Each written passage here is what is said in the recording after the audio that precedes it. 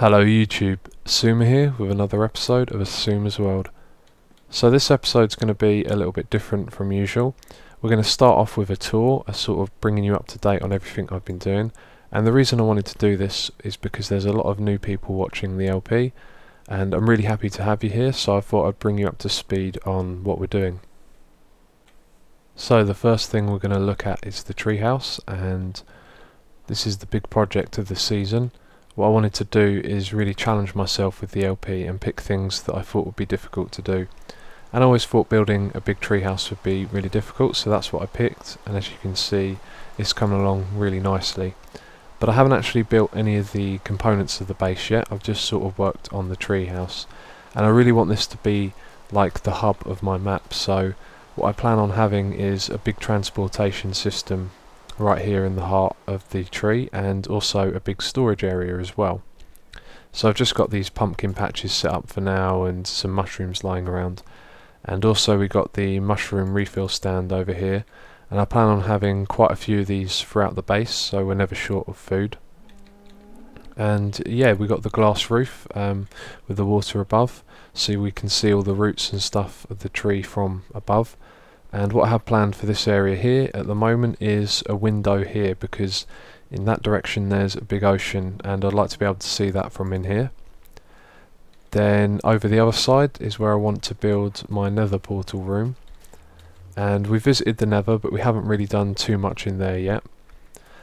So over here I want to have a nether portal at the back of the room, and then have a very dark themed room with lots of fire and lava and, you know, very nether themed kind of thing going on.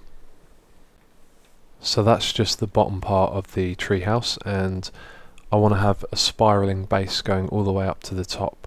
So it's going to spiral around the inside of the trunk, and what I want to do is have lots of farms on the way up, cactus farm, reed farm, animal farms as well, some wall regeneration cells, and really get an organic natural feel going all the way up to the top. We've got some ideas like putting in viewing balconies to see the outside world, and some waterfalls and lots of other stuff like that as well. And the whole time doing that I want to keep a sort of garden theme going on, so there'll be lots of grass, vines, leaves, all kinds of things. So yeah, this is the top of the tree, and this is pretty much, as you can see, as much as I've done.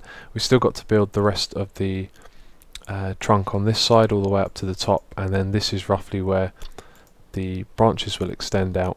But I'm going to come back to that later and talk about that, because obviously there's some changes coming to the update, sorry, the 1.2 update, and I'll talk about what I want to do with that later on. So this building over here is a chicken farm that I no longer use. I think that was the third episode I made, if you're interested in seeing that. But the reason that I don't use it anymore is because it wasn't really big enough. I wanted to do something quite industrious, and I ended up trying to be clever and compact, and yeah, I've left it there for now, but I'm going to tear that apart at some point. And one of the things I did originally talk about was building lots of farms on the top of these mountains around the tree, which is where the branches are going to spread out over the top of, but I've sort of gone off that idea. And yeah, oh, and this over here is my tree farm, and we'll go down and take a look at that next. But while I'm up here, I just want to talk about the format of the show. I've shown you around the treehouse so far, and haven't really explained how I do the LP. So basically I like to build and I like to create stuff with redstone, and while I'm doing that I like to show you through the process. So if you watching this episode and you haven't watched the LP before, basically it's a lot of me showing you what I've built and explaining to you what I'm thinking about, like the designing process, or if I'm having trouble with the redstone, stuff like that generally. So this is the tree farm, and I built this all in the second episode if you're interested in how I went through like the design process and everything like that. And I've actually got a tutorial for this on the channel, and I've even updated it and come up with a new design which I plan on building, because I need a lot of wood to make this, so 2 tree farms is good. And there's a collection point for all the drops which fall into the water down the bottom there. And yeah, next I thought I'd show you what this track is for. It's basically for looking at the tree while we work on it. So in previous episodes, halfway through building, I would then take a little tour in the minecart, and we'd be able to get a good... oh right, okay, I need to push it back a little bit. Yeah, so we'd be able to get a good view of the treehouse, and we do that by pressing F5. And yeah, we can see how it's coming along from up here. Yeah, and one thing I've got to do is put some lights all around the walls, because there's some creepers and stuff spawning on the edges, I've noticed. And yeah, that's the tree farm, and that's pretty much all that we've done around this area at the moment.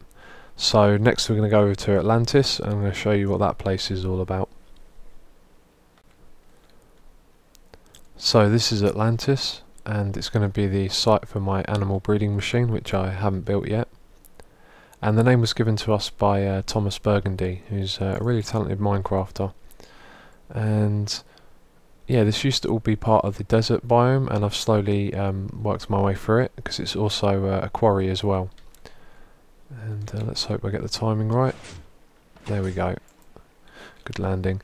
Okay, oh yeah, let me give you a quick explanation. You have to brake slightly as you come down, and then you'll land here without taking any damage. And then you can hit the button and the water comes from the back, the fence gate's open, and then you go up through the elevator all the way at the top and back out onto the ocean. So this is the quarry at the back here, which is always slowly expanding, and as you can see, we've got wood on one side and stone on the other, and that's from where I was playing around with if I wanted to do wood and sandstone or stone bricks and sandstone, and I went with stone bricks in the end. I just haven't got around to replacing this yet. So next, let's go take a look at the animal breeding area, and this is the main feature of Atlantis.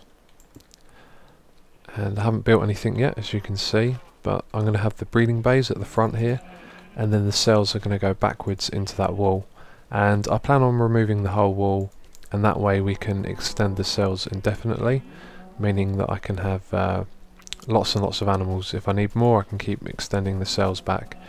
And there's a few other things I want to do with the breeding machine, but I haven't made up my mind yet. It's kind of like ideas that I'm working on. And yeah, as well as that, we've got the redstone room through here. This is just to control the boat dock, nothing special. And then down through here we have this path that leads to the transportation system, which I'll be showing you later.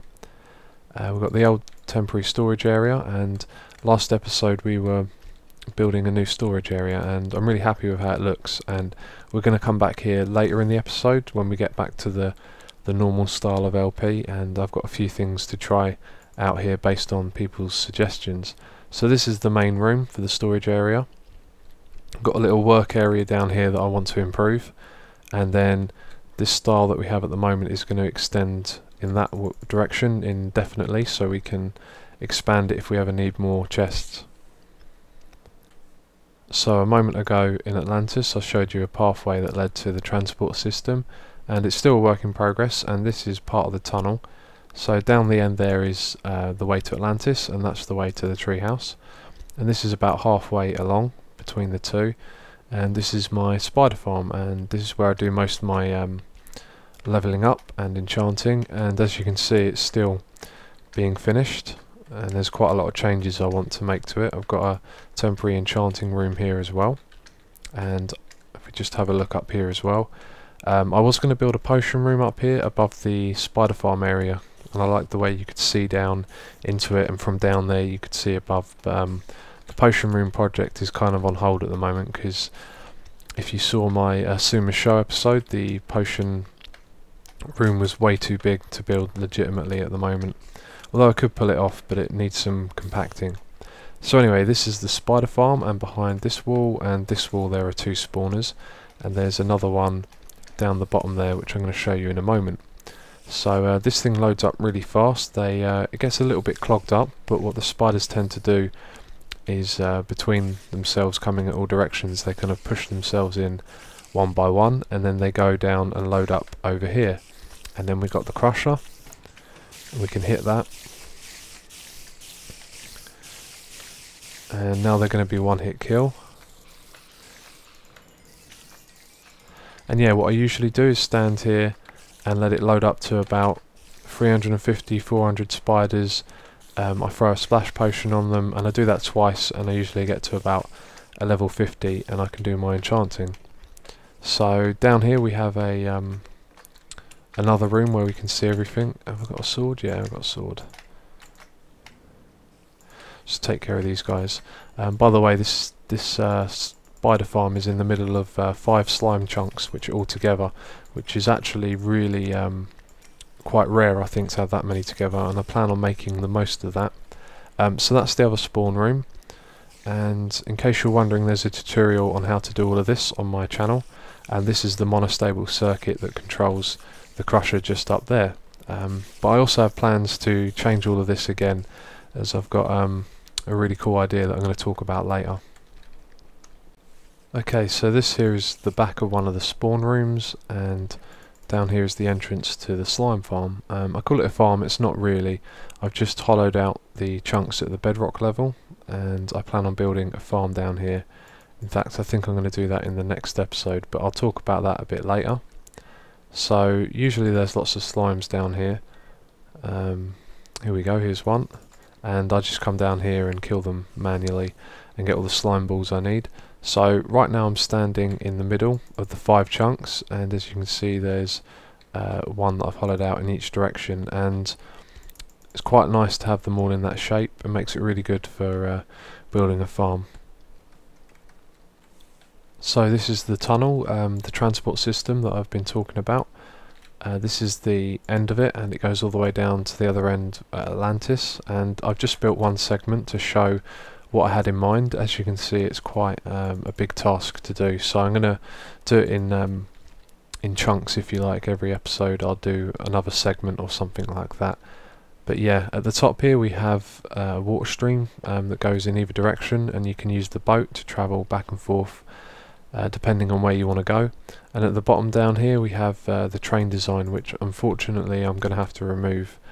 And I'll be explaining that in a moment, and I guess that's the end of the tour. I'm pretty sure I've shown you everything. I'll just think about it and see if I forgot anything.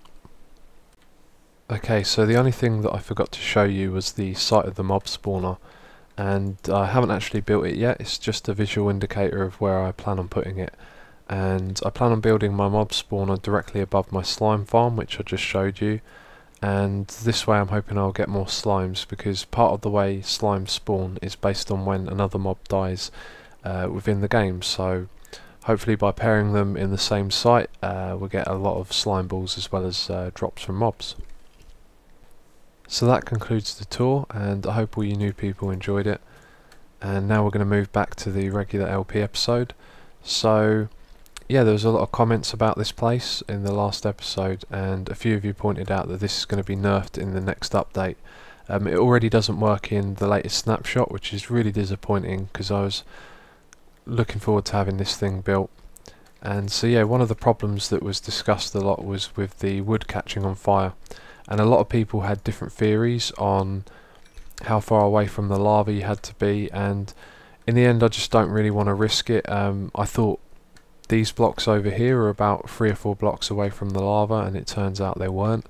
So what I'm going to do is just build it out of a different material, maybe stone bricks or something like that, and I actually think that won't look too bad, because we've used a lot of wood in this area as well, and it would be nice to have a different theme down the bottom here. So instead of using the bullet or the train, whatever you want to call it, I think I'm going to do something with minecarts and also minecart chests, so we can move lots of resources when we're building big projects. And one of the other ideas that was suggested that I really liked was to put some lamps in here, which are coming in the next update. And if you haven't seen it, in 1.2 there's going to be these glowstone blocks that you can turn on and off. So I was thinking we could either have lamps, which is one suggestion, down the middle here. Someone suggested hooking them up to these pressure plates here, so as we're riding along on the boat the lamps light up as we go along, which would be really, really good. I really liked the idea. It's just I don't think it's possible, because we'd have to run the redstone under here, and We'd have to scrap all of this, I guess, if we were going to do that, so I probably won't be doing that, but it's a really nice idea and maybe something you want to consider if you're building something like this in your own world. Okay, so we are back at the storage area, and someone suggested using something different other than fence posts under here, and I can't remember what their suggestion was, but I brought with me leaves and glass to try, and I do like both of them a lot. I just can't make up my mind, so I decided I'd leave them in, and then as I'm walking around and using the room, the more I see one of them, I'm sure I'll make up my mind that way. So I've also made some changes down the bottom here, and this room is pretty much almost complete, but what I've done is put stone slabs in the whole way across here, and I really like that. It kind of plays off the lighting a little bit as well. And I've also tried putting them in the corner here, but not on this side, and I wasn't really sure what I liked, but then I thought about making the corner square, and that should give us enough room for another set of chests on either wall. So this place is pretty much complete, and all there really is left to do is this little work area down here. It looks pretty ugly and I need to change that, and also a couple of people noticed that the staircase isn't really that great, and I didn't really do much with it. I put the half slabs and fences on the side, so I need to play around and see what I can come up with. Okay, so I've tried a few things with the staircase, but I couldn't really find anything much that I like. I kind of like this a little bit. I like the way that the fence posts kind of mix in with the bricks. It makes it look like they're supporting each other. But as well as that, you can see I've done the corners here, and I really like that. And now that I've done that, I actually know what it is I need to do here. I think I need to continue with this nice stone brick kind of theme. So I'm going to have some furnaces in the wall. I'm going to try and bring some lighting effect to them somehow, but I'm really not sure quite how I'm going to do that. There we go. I think that looks a lot better now. I'm not 100% keen on the glowstone, but it does the job. I think I might change it for something else, or find a different way to put light at the back there. I was thinking of maybe having some lapis and the glowstone being lower down so the light shines up, but I'll come back to that another time because I'm pretty happy with this place for now. So the other thing though is the stairs still need doing, but I'll come back to that at another time. And I just wanted to share with you an idea before we move on that I had. When I was removing all the blocks, I had nothing but the stairs left, and I kind of saw it like the stairs could start again here and go down to the next level, and we could repeat this whole pattern going all the way down. So it could be like a multi-level thing, but as well as that, you could use the water to drop down into here, and you would be taken down to the next level, which I thought was a bit of a novelty, but kind of cool as well. So if you're thinking of doing a storage area and you've got the water thing going on, you might want to consider that. So one last thing before we move on, I had a really great suggestion from a couple of people, and that was to put bookshelves in. So I was looking around trying to figure out the right place to put them, and it seemed like at the corner here with the water would be the ideal place. So I've put them in at different heights around the place, and I'm not really sure which one I like the most yet, but I think I like this one over here where they're slightly higher.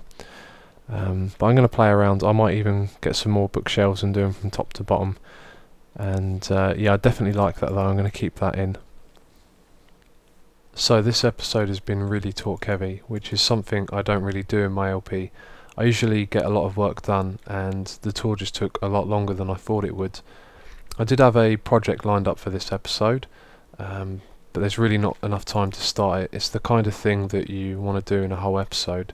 So I figured that I'd take the rest of this time to talk about what that project is, and also some other things I have lined up for this map. And yeah, in 1.2, if you didn't know, the map height is going to be increased from 128 blocks to 256. Now this means that if we go all the way to the top of the map, there's practically no other place that the mobs can spawn, because you're going to be surrounded by air for 144 blocks, and that makes it the ideal location to build a mob spawner. So my thinking is I want to go up there and build an absolutely huge mob spawner and really take advantage of that, because it's going to be like building in a test world and we'll get brilliant spawn rates. So the other thing that affects is the treehouse, and where we are right now we have another 26 blocks of height to work with, and my plan was for the branches to all sort of go out quite flat and just cover the surrounding area. which probably actually wouldn't have looked that good, but now that we have the new map height, I'm thinking that the tree could get even bigger and we could really take advantage of the amount of space we now have above us. And what I was thinking of doing is going for the traditional tree and have the branches going out in all directions, and then having like a big sphere of leaves at the top here, which I think will look really great. And I was also considering building a mob spawner in it, just for the fact that that would be a remarkable thing to do. But with the idea for the mob spawner in the sky, there's really no need, so I'm looking forward to that. That's kind of motivating me to get on with finishing this now, because it's going to look awesome. So my project for the next episode involves the spider farm, and as well as that the slime farm, which I haven't built yet.